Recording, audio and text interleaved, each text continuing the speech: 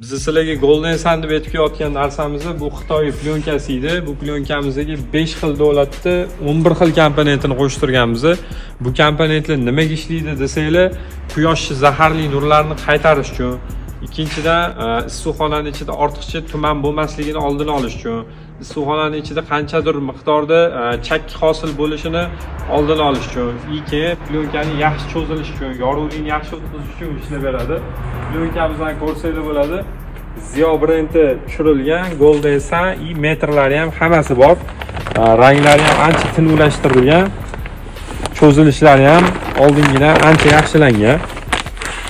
Ko'rsanglar bo'ladi. Bu plyonkamizdagi 2 yil garantiya beramiz.